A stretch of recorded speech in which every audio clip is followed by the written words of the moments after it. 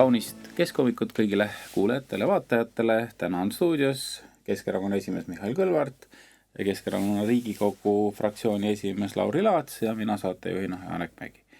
Ja alustame sellest, et Eesti rahvaarv eelmisel aastal üle pikkade aastate vähenes ja küsimus ei ole ainult mitte sündides, vaid küsimus on ka sisserände vähemenemises, et kas Eesti, Mihhail, ei ole enam populaarne koht, kus elada, kus töötada, kuhu sündida? No alustame sellest, et tegelikult Eesti rahvaarv langeb juba aastaid ja saldo oli enam-vähem positiivne eelkõige tänu immigratsioonile. Et inimesed tulid Eestisse ja see number ei langenud. Ja tegelikult juba eelmisel aastal oli meil negatiivne rekord. Oli kõige madalam sündimus 100 aasta jooksul. Ehk siis alates sellest perioodist, kui üldse alustati statistikat pidama. Ehk siis see probleem ei ole uus. Aga kuna täna me näeme, et inimesed tegelikult ka sõidavad ära Eestist ja mitte ainult välismaalased, vaid ka meie inimesed, ehk siis see probleem tegelikult süveneb. Lauri, mida siis tuleb ette võtta? Ma saan aru, et valitsus on kõikide selliste toetuste andmisel pigem teinud kõik selleks, et lapsi oleks võimalikult vähe. Jaa, et mis tuleb võtta või teha, siis maa tuleb täita lastega nagu. Lihtsamalt öelda. Sa oled pingutanud, seda ma tean. Jah, et ma olen oma nagu nii-öelda osa andnud. Aga loomulikult, et see pilt on ju kurb ja samas me oleme ju ka näinud, et kõik need meetmed, mis olid juba eelnevate valitsuste poolt rakendatud, neid vähendati. Me räägime loomulikult praegu lastetoetustest, kus siis uus valitsus tuli ja tegi lihtsalt kärped on ju. Ja nii-öelda tavaliselt praktikas sellist asja ikkagi rakendata, et kui sul just pool aastat tagasi on nagu otsus vastu võetud on ju toetuste osas ja tuleb siis uus valitsus ja ta paneb kõige nagu nii-öelda otsustele kriipsu peale on ju. Ja edaspidi, kui me vaatame, et kas me oleme suutnud inimestele andnud kindlustunde, me ei ole seda. Ja loomulikult ei saa ka unustada, et praegu üleüldiselt valitsus selline mitte just kõige soodsam olukord, aga sellele mitte kõige soodsamale olukorrale tegelikult me oleme veel valitsuse poolt ju gaasi juurde andnud. Me räägime siis hinnatõusudest, inimeste toimetulekust ja ka vaadates ka seda aastat, jällegi inflatsioonimääraks prognoositakse 6% ja vaata, et toidule isegi rohkem. Ja see ju tegelikult kõik ju viib selleni, et plaanid pere luua, siis lükkuvad lihtsalt edasi.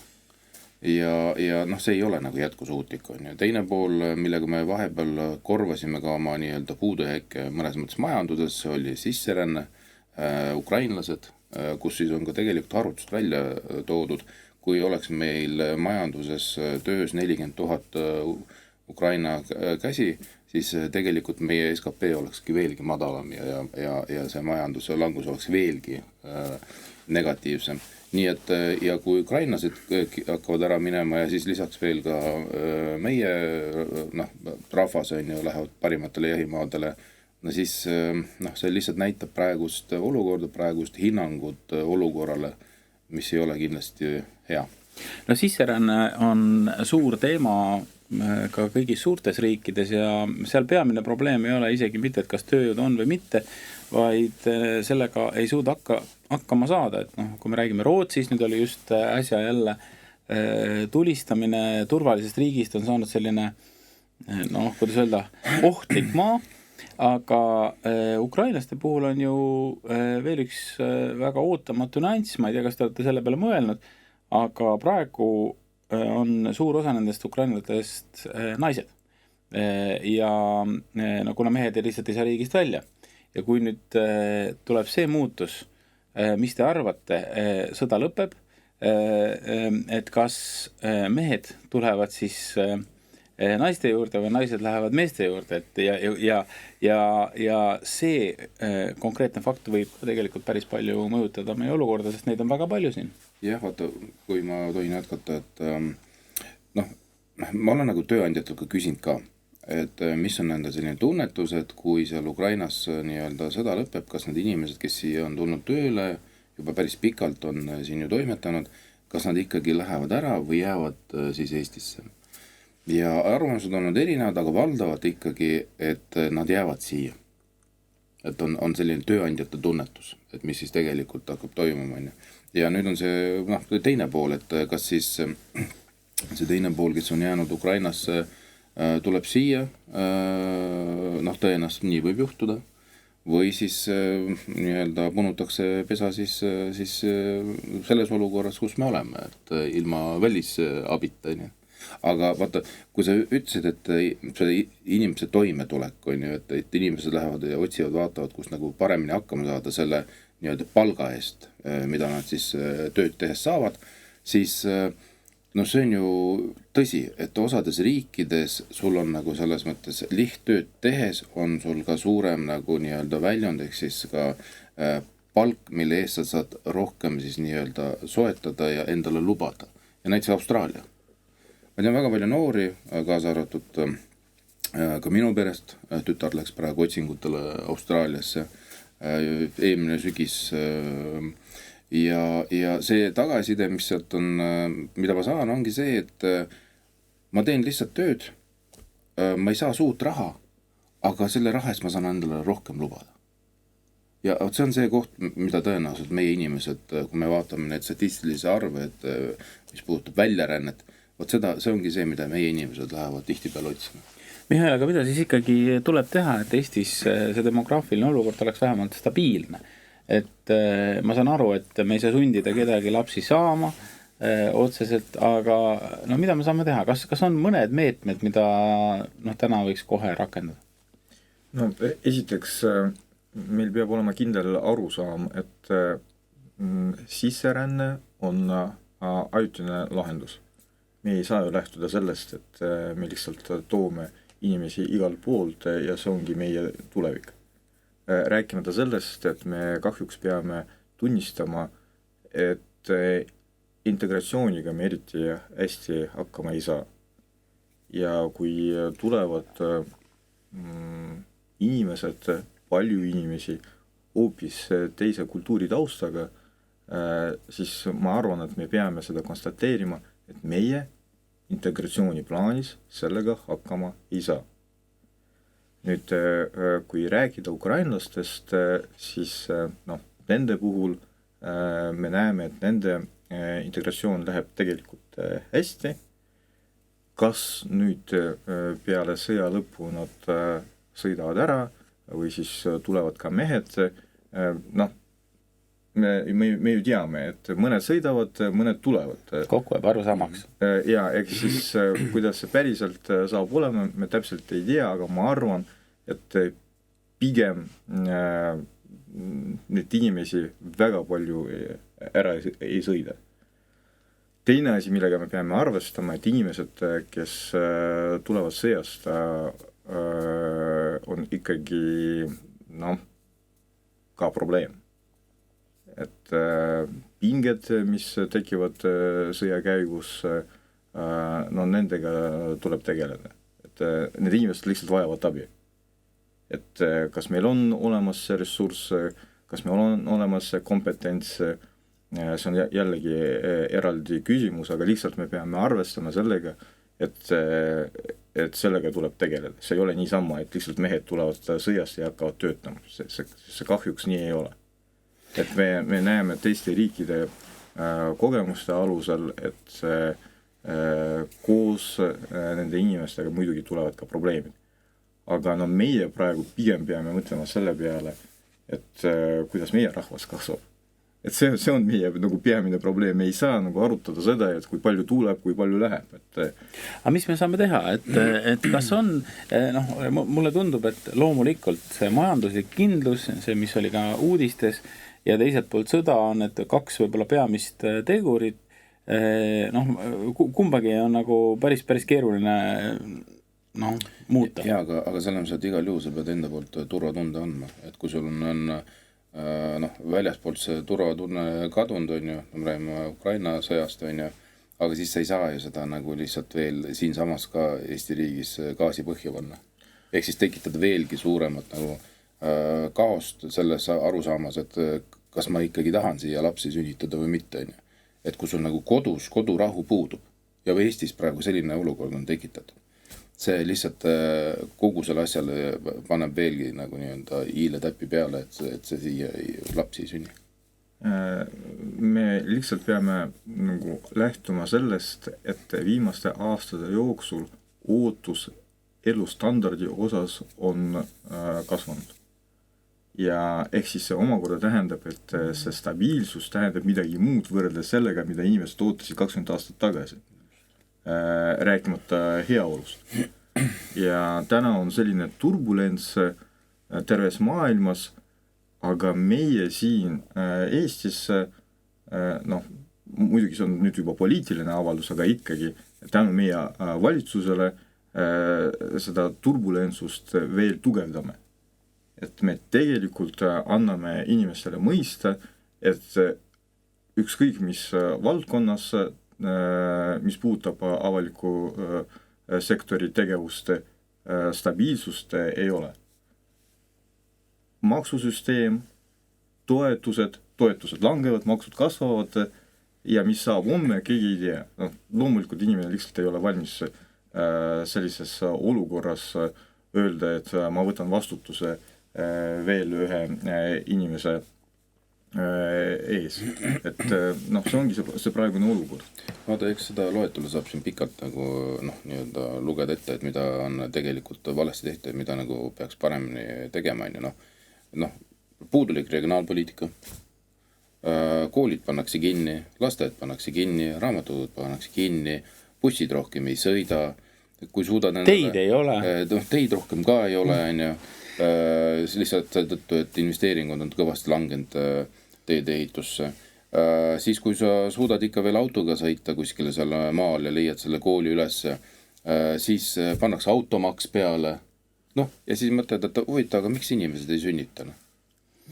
Ma ei tea, kas see Reformierakond kuna tulebki selline küsimus mõttesse, et kõik need asjad, mis nad on ära teinud ja siis lõpuks huvitav, meil on veel üks probleem.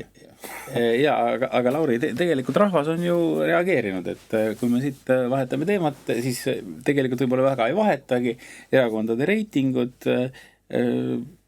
No ma ei tea, mis sa seal head oled teinud, et Reformierakonna reiting kidub ja noh, Keskerakonnale vist võib soovida õnne praegu arvestades kõiki olusid. Tead, ma arvan, et lihtsalt see tasapisi, noh, kõik need aastad on hakanud tundma ja see eelkõige on inimest toimetuleku peale hakanud tundma ja see on see, noh, nii-öelda resultaat. Ehk siis tulemus ja noh, me ei saa päris nagu pidada, ma arvan, et vist Reformierakond peab inimesi rumalaks, meie neid ei pea rumalaks aga igal juhul ma arvan, et kõik need reitingud lihtsalt väljendavad sellist pikka tendentsi kogu selle nii-öelda olukorra osas, et hakkab jõudma kohale. Mihhail, mis sina ütled, et kui palju need tänased reitingud näitavad olukorda sügisel? Sest noh, kohalike omavalitsuste valimised loomulikult on natuke teistsugused valimised kui Riigikogu omad, et seal on varasematel aastatel kandideerinud 15 000 inimest, kõikidele nendele volikogu kohtadele Riigikogu pääseb kandideerima ainult 1000, see on täiesti teise fookusega valimised, aga kui palju need reitingud inimeste eelistusi mõjutavad või on see ainult peegeldus? No, alustame sellest, et minu arvates see peamine asi, mida reitingud näitavad, et inimesed on poliitikast tüdinud ja nad ei usalda. Kas nad varem ei olnud? Nad on kogu aeg olnud. Jaa, aga no see kasvab. See kasvab, et no tegelikult ju kolmandik Eesti inimestest ei tahagi täna kedagi valida või ei oska öelda, kelle poolt nad hääletaksid. No tõenäoliselt osa nendest lähevad ja ikkagi hääletavad, aga iseenesest seis näitab, et inimesed ei usalda, nad ei näe, et keegi võiks tulla ja teha nagu teistmoodi. See on peamine probleem. Nüüd jah, Keskerakonna reiting kasvab, mulle meeldib sõna toetus, mitte reiting. Ma arvan, et inimesed näevad, et me suudame pakkuda alternatiivi nii Tallinnas, nii alllinnas kui ka Toompeal, aga ma arvan, täna peamised probleemid on seotud sellega, et valitsusel puudub süsteemne arusaam, mida üldse teha. Et see, mida meile pakutakse, on alati mingi illusioon. Et kas keegi mäletab, et meil tegelikult praegu käivad koalitsiooni läbirääkimised. Meil on nagu sama erakond võimul juba 2 aastat, aga meil paralleelselt veel käivad koalitsiooni läbirääkimised, et otsustada, mida see valitsus hakkab tegema. Aga siiski Eesti 200 on saanud, võib öelda, tuult tiibadesse nad on 3% võrra oma toetust vähemalt suurendanud.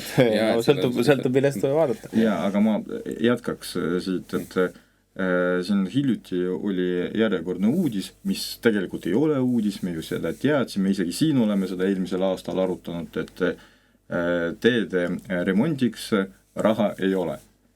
Ja ei tule. Ja ei tule ka. Vaata, aga see ei ole ainult see, et teed lagunevad.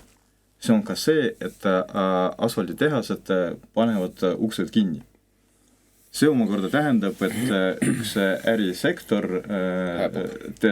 tegelikult tervikuna paneb uksed kinni. Ja siin 1000 töökohta, ärimehed, kes otsustavad, et nendel pole asja siin ja nad vaatavad, et kus on see teine riik, kus saaks raha teenida. Inimesed, kes kaotavad tööd ja kes on ka täiendav koormus sotsiaalsüsteemile. Ja tänu sellele, et teed lagunevad ka autod ja teede taastamine on kordades kallim kui teede remont. Vaata, ja see üldkokkuvõttes lihtsalt see tähendab seda, et see elementaarne süsteemne mõtteviis praegusel valitsusel puudub. Ja, vaata, aga kui teed lagunevad ja autosid on vaja rohkem remontida, siis järelikult keegi sellest ka võidab, autotöökojad, et neid autosid on vaja rohkem remontida. No aga nad võib-olla ei tahaks, nad tahaks lihtsalt õli vahetada ja küsida sama raha. Ja, aga kogu selle asja juures, lisaks kõik see teedesektori ehitus on päris suur löök, mis nad ju sisse saavad, on ju inimeste turvalisus. Et kui sul ikkagi teed on hooldamata, remontimata, siis on ka turvalisuse aspekt väga oluline. Et me lihtsalt näeme, ma arvan, mingi hetk, kuidas neid surmasi teedel järsku tekib rohkem.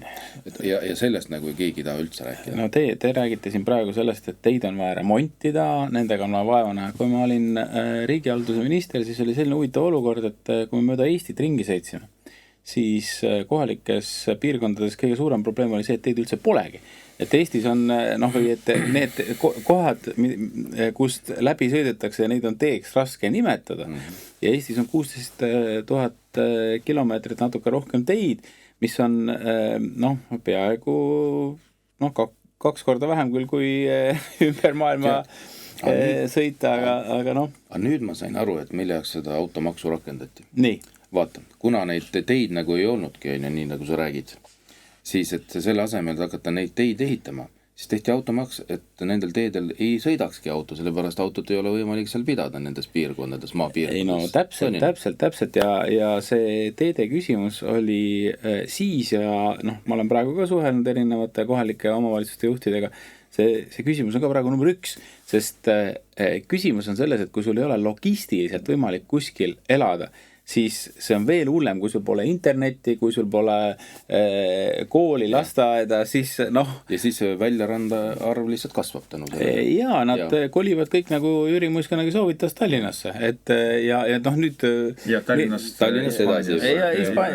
Ma isegi arvan, et nad kolivad Soome. et Hispaaniasse kolivad need üksikud rikkad, kellel on võimalik osta endale sinna korter või maja, aga ma arvan, et Eesti üks kõige suurem demograafiline, ma ei tea, ma ütleks isegi ämber on see, et on soositud tööelu Soomes ja just väga paljude erinevate põhjustega, aga tulemuseks on see, et need inimesed ongi sinna jäänud ja nende lastest on saanud soomlased. Ja, me oleme ikka päris hea doonor olnud. Ja ma arvan, et sinna me oleme kaotanud, seal elab umbes 100 000 inimest, ma arvan, et seal on 10 000 Eesti lapsed, kes võib-olla veel natuke valdavad eesti keelt verbaalselt. Ma käisin 2 nädalat tagasi Soomes, suhtlesin ühe ettekandjaga ja siis ta hakkas muga paari eestikeelse lausega, mis olid eesti keelele sarnased, kõnetama, sest ta sai aru, et me suhtlesime eesti keeles ja siis me rääkisime pikalt, ta 3-aastaselt läks ära, isa on vene juurtega, ema on puhas eestlane, vahest käib Eestis, aga üldiselt põhimõtteliselt on täiesti soomestunud ja väga tore inimene, kõik on väga kihvt, aga ma arvan, tema lapsed kunagi ei hakka õppima Eesti koolis, aga Eesti koolis ei õpi seal ka eestlaste lapsed, et vot see on tegelikult see küsimus. Kuule, aga kui me tuleme korraks tagasi sinna valimiste juurde ja usalduse juurde ja et see, et meil 1/3 inimesi lihtsalt ei käi valimas, siis tegelikult seal lisaks sellele on meil väga suur umbusk e-valimistesse. 50% ei usalda e-valimisi. Ja see loomulikult täiendab, ma arvan, veelgi seda poolt, kus on siis 1/3 meie potentsiaalset valijatest, kes ei käi valimas. Ehk siis see olukord, mis tekitati 20 aastat tagasi, see ei ole nagu seda valimit tõstnud ja vastupidi on tekitanud sellises ühiskonnas lõhe, kus siis läbi selle, et ei usaldata valimissüsteemi, tegelikult ei usaldata ka institutsioone. Ja nende inimeste hulk tegelikult on väga suur. Ja selle küsimusega ka ei soovita nagu tegeleda, et me alles Riigikogus menetlesime Keskerakonna fraktsiooni poolt esitatud ettepanekud, mis puudutab siis erikomisjoni moodustamist, et välja selgitada siis e-valimiste olemust ja turvalisuse aspektist ja kõik nii edasi. Põhiseaduse poole pealt vaadatuna samuti on ja seadusandlust, kas ta on nagu vastavuses või mitte, ja kas seal on riive või ei ole. Ja selle peale öeldi, et ei, me Riigikogu sellega ei taha tegeleda. Ehk siis see tähendab seda, et me ei taha nagu ka seda umbusku maandada ja need inimesed, kes ei usu, et see on nagu nende asi ja meie riik ei ole valmis nagu sellega tegelema. Ja see näitabki tegelikult, ka selles osas on meil väga suur probleem, kui inimesel lihtsalt puudub usk valimistesse, järelikult nendel puudub usk ka institutsioonidesse. Mihhail, kuidas sa selle usu taastad? Keskerakonna suhtes usk kasvab, nagu numbrid näitavad, aga loomulikult olles opositsioonis on võib-olla alati lihtsam asju arutada. Ja selles mõttes ma arvan, et Keskerakonna puhul ongi oluline taastada meie positsioone eelkõige Tallinna linnas ja ma arvan, et inimesed täna ka näevad, mis see sisuline vahe on. Ja olles võimul loomulikult me saame ka sisuliselt päriselt midagi inimestele teha. Ja ma arvan, et see on Keskerakonna peamine ideoloogiline väärtus. See, mida me teeme, ei ole mõeldud reitingute kasvatamiseks või siis selleks, et luua illusiooni, et midagi toimub, vaid päriselt midagi inimestele teha. Loomulikult seda ütleb iga poliitika, aga ma arvan, et Keskerakond suutis seda ka tõestada. Ja kui see arusaama hakkab tasapisi kasvama, siis tõenäoliselt kasvab ka meie toetus. Aga täna meil on kahjuks erinevaid probleeme nagu lahendada ühiskonnas nii palju ja suurem osa nendest on eksistentsiaalse tähendusega. Vaata, ei ole võimalik rääkida eraldi majandusest, demograafiast ja kaitsesüsteemist. need asjad on kõik omavahel seotud ja ma veel ükskord rõhutan, just see arusaam praegusel valitsusel puudub. Et me lihtsalt ütleme välja, et tõstame kaitsekulud 5,4%. Ja see ongi peamine uudis ja see ongi valitsuse sõnum.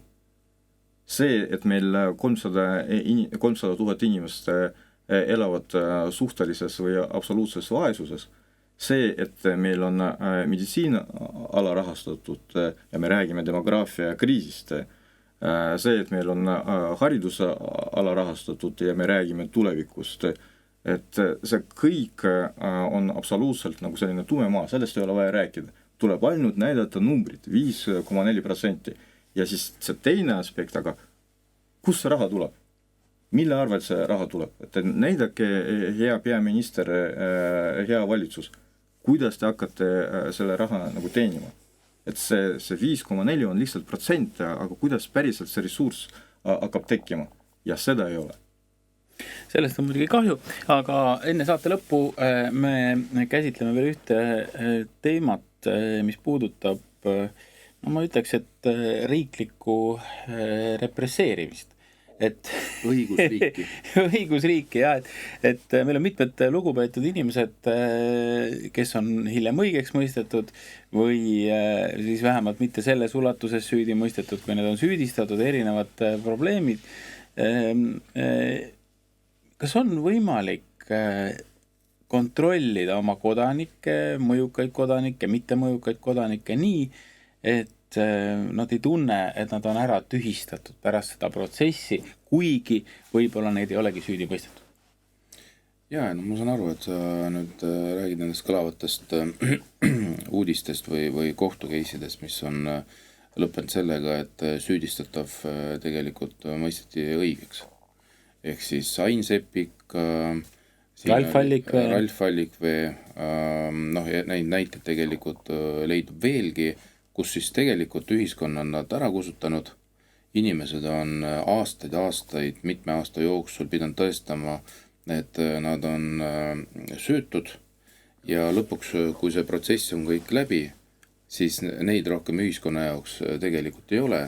Inimesed on emotsionaalselt ja psühholoogiliselt murtud ja tegelikult isegi Eesti riigil ei ole julgust vabandadagi kogu selle tegevuse eest. Aga kes peaks vabandama? Ma arvan, et kogu süsteem peaks vabandama ja lisaks ma arvan, et kui ikkagi selliseid kõlavaid nii-öelda asju hakatakse menetlema, siis see esimene nagu see järk, kui seda hakatakse üldse tegelema, siis peaks olema selge arusaam, ehk siis sellel asjal on 2 lõppu potentsiaalselt. Üks lõpp on see, et mõistetakse süüdi, teine siis mõistetakse õigeks. Ja see on ka võimalik ikka? No vaata, see ikkagi on nagu võimalik. See oli retooriline küsimus praegu. Aga see teine pool, see inimene, see uurija või see prokurör, kes hakkab selle asjaga tegelema, ta peab aru saama, et mis siis kogu selle protsessi juures hakkab toimuma, kuidas see mõjutab ühiskonda, kuidas see mõjutab seda inimest, ja lähtuma ikkagi sellest, et see lõpptulemus võib olla, et ta on ikkagi süütu. Aga meil lähtutakse kohe sellest, et ta on süüdi ja kõik need tegevused, mis hakatakse nii-öelda ette võtma, kuidas seda kõik hakatakse näitama, kuidas kaasatakse meedia kogu sellesse protsessi, ehk siis kogu ühiskond juba mõistab süüdi. Ja sellega tegelikult kustutatakse see inimene ära ühiskonnast. Et see on see lõpptulemas. Ja teine pool, ma arvan, et osade asjade juures tulebki nagu penaltid välja kirjutada. Ehk siis see nii-öelda riik peabki valuraha maksma nendele inimestele nende piinade eest. Et seal on konkreetselt on ju näha, et osad asjad on piltlikult öeldes fabritseeritud. Ja see ei ole kindlasti õigusriigile nii-öelda kohane.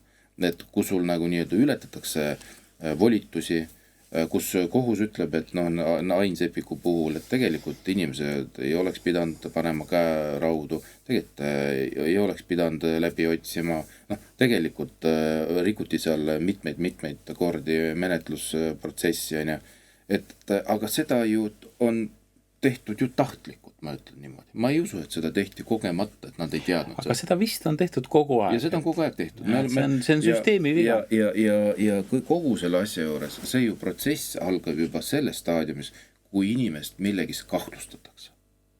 No kuidas kahtlustus tekib? Kahtlustus tekib see, et keegi hea inimene kirjutab avalduse julgeolekuasutusel, no ütleme politseile, ükskõik, on ta kriminaalpolitsei, kaitsepolitsei, ja siis teine pool, kui avaldus tuleb hakata menetlema.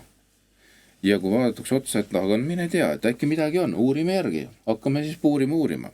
Siis öeldakse, näed, meie, et selleks, et hakata seda uurima, meil on vaja esitada kahtlustus.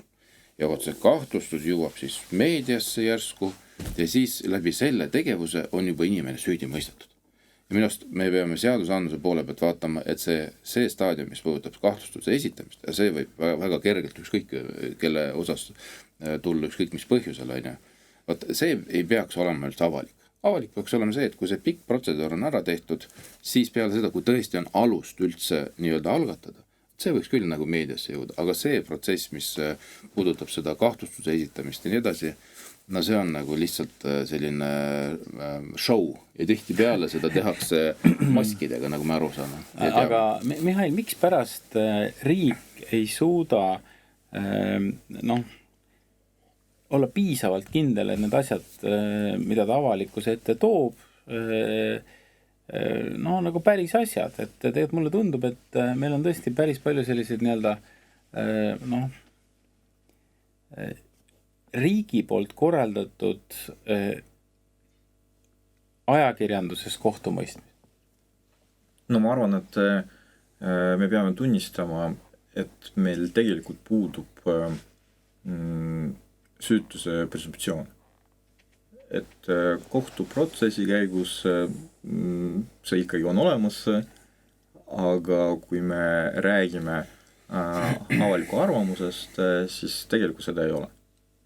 Kui tuleb uudis, siis tegelikult inimene on juba süüdi mõistetud. Ja see, et pärast inimene käib kohut 10 aastat ja tulebki tema suhtes positiivne otsus, et see juba kedagi ei huvita, keegi ei pane tähele, keegi seda ei mäleta. Ja ei kajasta. Ja ei kajasta ka loomulikult, et kuidas see asi käib? Et algatatakse kriminaalmenetlust, sellest tuleb suur uudis ja kõik inimesed teavad, et see inimene, kellest kirjutatakse, on kuritegija. Mis sellega pärast saab, seda ajalugu enam ei mäleta. Et me mäletame, et ühe Tartu abilinnapea puhul Kajar Lember. 10 aastat. 10 aastat. Mis oli põhiline case?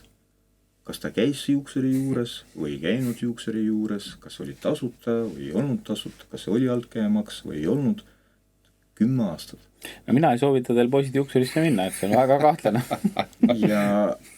ja asi lõppes sellega, et on õigeks mõistetud, aga loomulikult tema poliitiline karjäär lõppes ja seda taastada ei ole võimalik. Huvitav, et Tartus oli inimene on, aga oli ta ka abilinnapea, Suvorov,